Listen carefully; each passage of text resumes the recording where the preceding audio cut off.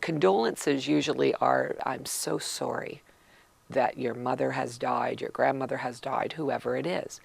That can be really tricky for kids, and maybe not for teenagers, because they've gotten used to the way we say I'm sorry in our society.